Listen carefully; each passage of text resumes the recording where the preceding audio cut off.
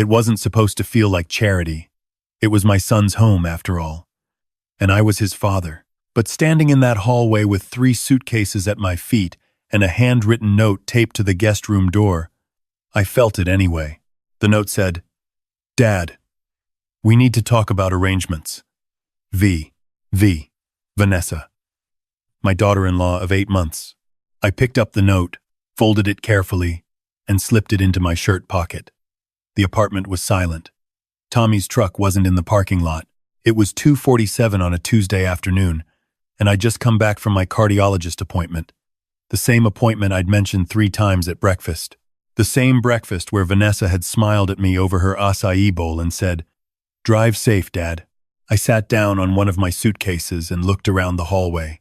Clean white walls, modern light fixtures. Everything in this place was new and clean and expensive. Not like the ranch house I'd sold 6 months ago to give Tommy the down payment for his garage. That place had creaky floors, and a porch that needed painting every 2 years, and a kitchen where Linda had made breakfast for 43 years before the cancer took her. My phone buzzed. "Tommy. Hey, Dad. Where are you?" "Home," I said, then corrected myself. "You're home. I'm at your apartment." "Good. Listen, Vanessa wants to have dinner tonight. All 3 of us. Can you pick up some steaks on the way back from your appointment?" "The good ones from Central Market." I looked at the note in my hand.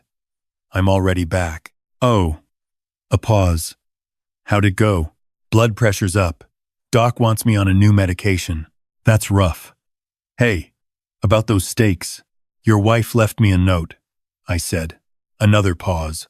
Longer this time. "What kind of note?" "Says we need to talk about arrangements." I heard him exhale. "Dad, look, we were going to bring this up over dinner. Don't worry about it. Just grab those steaks. Okay? We'll talk tonight." He hung up before I could answer. I did pick up the steaks. $47 for 3 ribeyes. I also picked up the mushrooms Vanessa liked, the fancy cheese for her charcuterie boards, and a bottle of the wine she'd mentioned last week. By the time I got back to the apartment, Tommy was home, and the table was set. Vanessa had changed into a different outfit. She did that sometimes. Wore one thing in the morning, another in the afternoon, something else for dinner. Like she was constantly preparing for a photo shoot that never happened. "Dad!" She hugged me, and I smelled her perfume. Something expensive. "How was the doctor?" "Blood pressure's up." "Oh no. Is it serious?"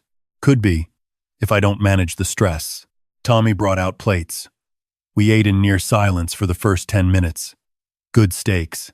I'd cooked them myself on their fancy grill, the one I'd bought them as a housewarming gift. Finally, Vanessa set down her fork. "Robert," she said. She'd started calling me Robert instead of Dad about a month ago. "Tommy and I have been talking." I looked at my son. He was studying his plate like it contained the answers to a test he hadn't studied for. "We love having you here," Vanessa continued. "We really do. But this apartment is expensive. The mortgage, the HOA fees, utilities, insurance. It adds up fast." I nodded. I'd paid mortgages before. I knew how it worked, and with the garage not quite breaking even yet, she glanced at Tommy. "We're feeling a little stretched." "The garage is doing fine," Tommy said quietly. "It will be," Vanessa corrected, her voice still bright, "once we get past this rough patch. But right now, Robert, we're basically supporting 3 people on 1.5 incomes." I set down my knife. 1.5? Well, Tommy's salary and my commission work. She'd sold exactly 2 houses since I moved in. "The point is, we think it would be fair if you contributed to the household expenses." "How much are we talking about?" "We were thinking $1,200 a month. That would cover your share of rent, utilities, groceries, Wi-Fi." $1,200? I looked at Tommy. "Your mother and I paid $800 for our entire mortgage payment, for a 3-bedroom house on 2 acres. Dad, this isn't West Texas anymore. This is Austin. Everything costs more here. I gave you $75,000 6 months ago." The room went very quiet. "For the garage," I continued. "The garage that was supposed to make you independent. The garage you begged me to help with. I sold the house your mother and I built together, the house where we raised you, so you could have that money, and we're grateful," Vanessa said smoothly. "So grateful. But that was an investment in Tommy's future. In our future. This is about current expenses. You're living here now, and everyone who lives somewhere contributes. You understand that, right?" I understood a lot of things in that moment. I understood that the guest room I'd been sleeping in wasn't really a guest room anymore. It was rental income they'd been planning. I understood that every time I'd offered to cook dinner, or buy groceries, or pay for the Wi-Fi upgrade Vanessa wanted, she'd been keeping a mental ledger. I understood that my son wouldn't look at me. "Let me think about it," I said. Vanessa's smile tightened. "Of course. Take your time. We're not trying to pressure you." But 3 days later, she left a printed spreadsheet on my bed. Itemized expenses. My fair share, highlighted in yellow. $1,200 a month, plus an additional $300 for wear and tear and increased insurance premiums due to additional occupant. $1,500 total. My Social Security check was $1,900 a month. My pension from 30 years at Miller's Auto, the shop I'd built from nothing and sold to retire, brought in another $1,100. With my new heart medication, I'd have about $1,300 left after I paid them. I found Tommy in the garage the next morning. His garage, the one I'd funded. He was under a Dodge Charger and didn't hear me come in. "We need to talk," I said. He rolled out, wiping his hands on a rag. "Dad." "Hey. Look. About the rent thing. $1,500 is half my monthly income. It's negotiable. Vanessa just threw out a number. We can work with you. Your wife wants me to pay more per month than you paid for your entire childhood." He stood up. "That's not fair. You and Mom chose to have me. I didn't ask to be born. This is different. You're right. This is different. Because when you were born, your mother and I didn't invoice you for 18 years of room and board. Dad, when did you start thinking of your family as a business transaction?" He looked away. "Vanessa handles our finances. She's good at this stuff. She says, we can't afford to just give away free room and board." "Free? I bought your groceries last week. $160.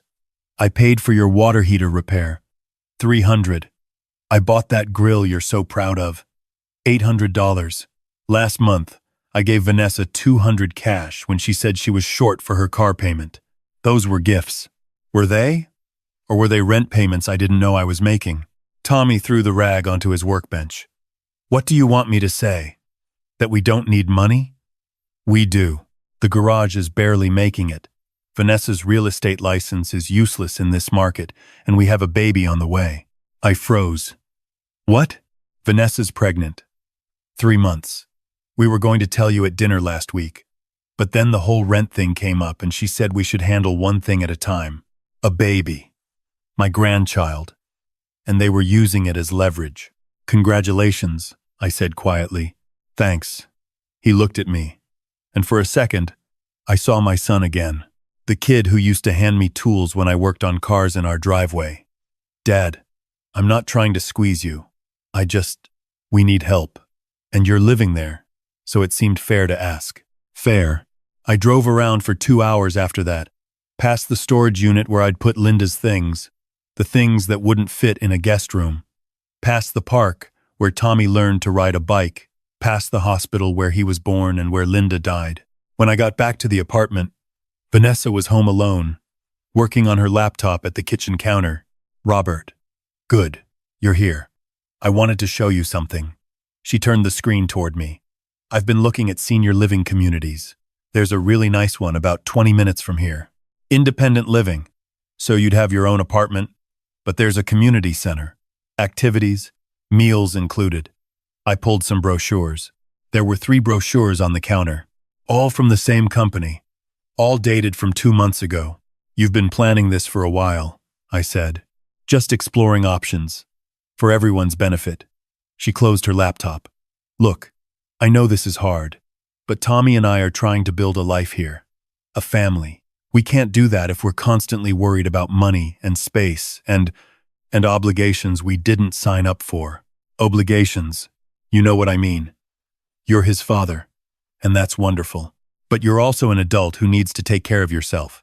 We can't be responsible for you forever. I'm 67 years old. I've been taking care of myself since before you were born. Then act like it." Her voice sharpened. "Stop guilting Tommy every time we ask for basic fairness. Stop throwing the garage money in his face like he owes you. You chose to give him that money. That was your choice. And asking me to leave is yours. We're not asking you to leave. We're asking you to contribute or find a more suitable living arrangement. There's a difference. That night, I couldn't sleep. My chest hurt. Not the heart, but something deeper. I kept thinking about the ranch house, the mortgage-burning party Linda and I had when we made the last payment. How proud we'd been. How free we'd felt. Tommy had been 12. He'd asked me what it meant to own something outright. "It means it's yours," I'd told him. "Nobody can take it from you. Nobody can tell you what to do with it. It's freedom." 2 months later, I paid Vanessa $1,500. Direct deposit, first of the month. She texted me a smiley face emoji and, "Thanks, Robert." I also started looking at my finances. Really looking. I had about $80,000 left from the house sale, the part I hadn't given Tommy. It was sitting in a savings account, earning almost nothing. I'd been planning to leave it for Tommy's inheritance.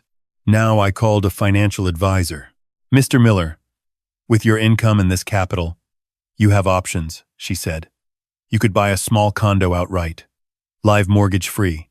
Your monthly expenses would be minimal. Insurance, utilities, food. You'd be comfortable. What about helping my son if he needs it?" She looked at me over her glasses. "Is your son helping you?" I didn't have an answer for that. The baby came in December. A girl. They named her Linda, after my wife. I cried when Tommy told me. Vanessa let me hold her exactly once in the hospital before saying the baby needed to rest. After that, the rules started. "Robert, I need you to watch Linda tomorrow while I have a showing. Robert, can you pick up diapers on your way home? Robert, Linda needs to be on a schedule. If you're going to help, you need to follow the schedule." I followed the schedule. I watched my granddaughter 3, sometimes 4 days a week. I bought diapers and formula and tiny clothes that cost more than my first car payment. I heated bottles at 2 a.m. when they were both asleep, and Linda was screaming. In February, Vanessa left a new note on my door. "Robert, the baby expenses are adding up faster than expected. We need to adjust your rent to $2,000 a month to cover the increased utilities, noise considerations for neighbors, and general wear and tear. Also, on days you babysit, we'd appreciate if you could handle dinner prep. Thanks. V. $2,000 for a guest room in my son's apartment, where I was providing free childcare and cooking dinner." I made a decision that night. The next morning, I called the financial advisor back. "That condo you mentioned, is it still available?" It was a 1-bedroom in a senior community 30 miles outside Austin. Small, clean, affordable. The HOA fees were $200 a month and included a gym, a pool, and a community center where they played cards on Thursday nights. I put down $70,000 cash, owned it outright, just like Linda and I had owned our ranch. Then I called Tommy. "I need to talk to you. Both of you. Tonight." They thought I was going to quit. Give them my answer about the new rent. Maybe I'd break down and agree, or maybe I'd fight. I could see it in Vanessa's face when I walked in. She was ready for battle. Instead, I handed them an envelope. "What's this?" Tommy opened it. 30-day notice. "I'm moving out." Vanessa actually smiled. "Oh, well, that's probably for the best. Did you find a senior living place? Which one did you choose?" "I bought a condo." Her smile froze. "You bought a 1-bedroom, paid cash. I move in March 1st. Tommy was staring at the paper.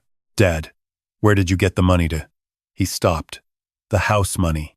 You used your inheritance money." "It was my money, son. From my house. I can use it however I want. But that was supposed to be for emergencies.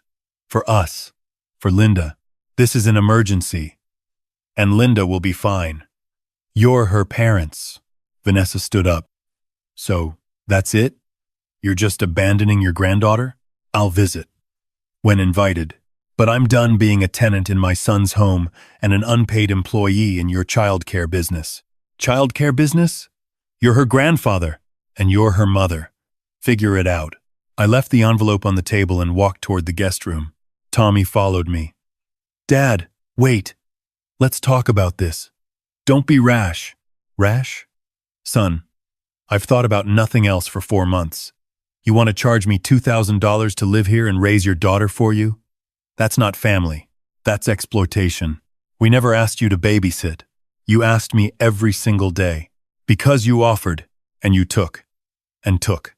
And then, you charged me for the privilege. I started packing. Your mother would be ashamed. That landed like a punch. He stepped back. Don't, he said quietly. Don't bring Mom into this. She's already in it. You named your daughter after her. Do you think she'd want her namesake raised in a home where love is transactional? Where grandparents pay rent and parents invoice for basic human decency? Vanessa's just trying to be practical. Vanessa is trying to fund a lifestyle you can't afford on the back of your father's retirement savings. And you're letting her. He left without another word. I moved out on March 1st. Vanessa didn't say goodbye. Tommy helped me load the truck. We worked in silence, and then stood in the parking lot while I climbed into the cab. Dad, I waited. Call us when you're settled. Will I be welcome? Or will there be a consultation fee? He flinched. That's not fair. No, son, it's not. None of this has been fair. I drove away and didn't look back. The condo was small, but it was mine. I set up Linda's pictures on the mantel, hung the quilt she'd made on the wall, put my tools in the garage.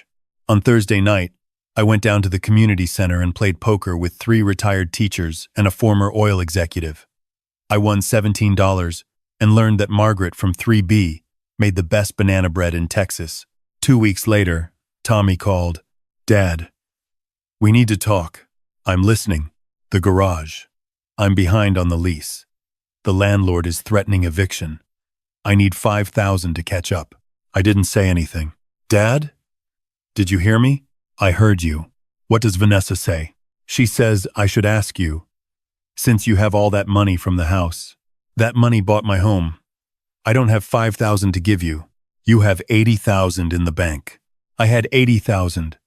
I spent $70,000 on my condo. The rest is my emergency fund. And this isn't my emergency. Dad, please. They're going to throw me out. Then sell something. Cut expenses. Get a loan. Do what the rest of us did when we were starting out. Figure it out. I can't believe you're doing this. I can't believe you're still asking. He hung up. Margaret knocked on my door an hour later with banana bread. You look like you could use some company. I told her everything. She listened, nodded, didn't interrupt.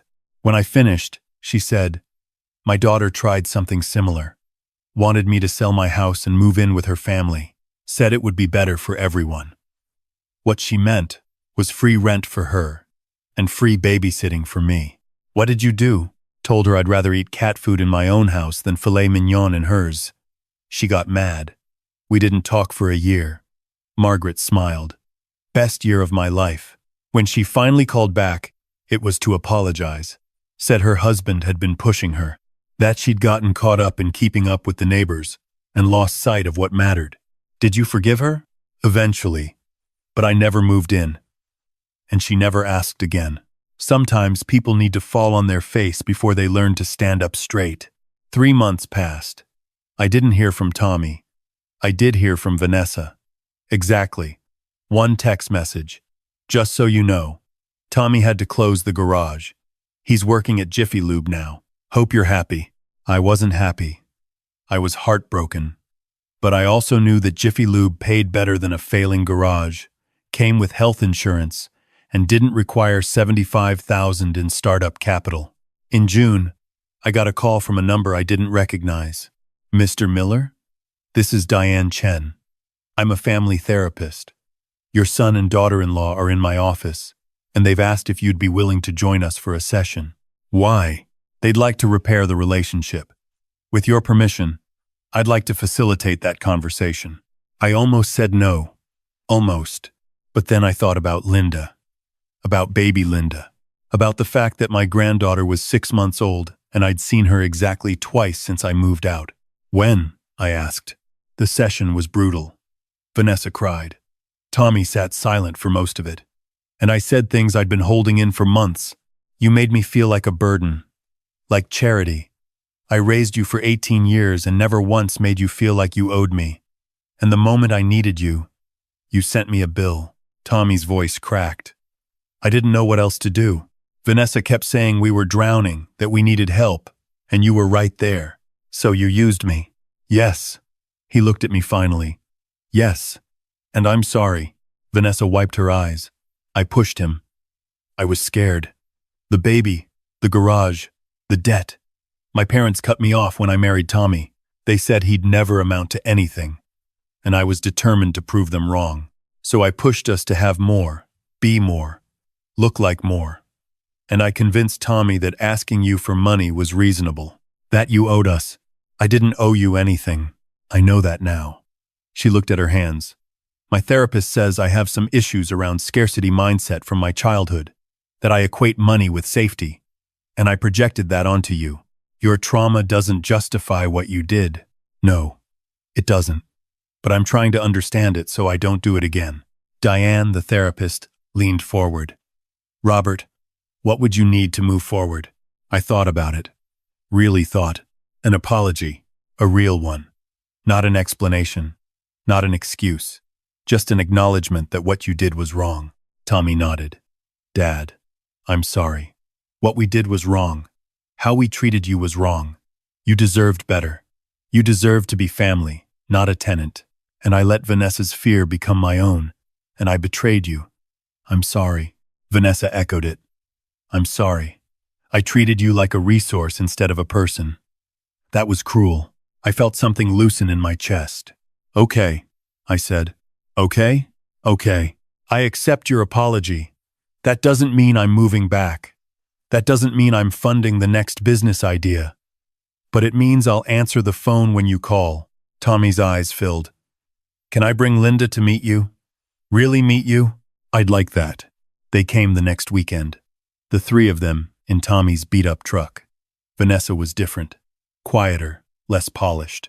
She didn't try to control the visit or schedule it or manage it. She just let me hold my granddaughter and play with her on the floor and tell her stories about her grandmother. When they left, Tommy hugged me. I love you, Dad. I love you too, son. I'm still figuring things out. The job, the money, how to be a good father. I don't have it all together. Nobody does. But you're trying. That matters. He drove away, and I stood in my doorway and watched until the truck disappeared. Margaret appeared at my elbow. How'd it go? Better than I expected. Good. You bringing them to poker next Thursday? I laughed. Maybe. If they can afford the buy-in. Still not giving them money? Still not giving them money. Good man. I went back inside my condo. My home. The one I owned. The one nobody could take from me. On the mantel, next to Linda's picture, I put a new photo. Baby Linda, 3 days old, wrapped in the quilt her grandmother made. Behind her, barely visible, you could see me holding her. It wasn't charity. It wasn't a transaction. It was family, and I didn't owe anybody a damn thing for it.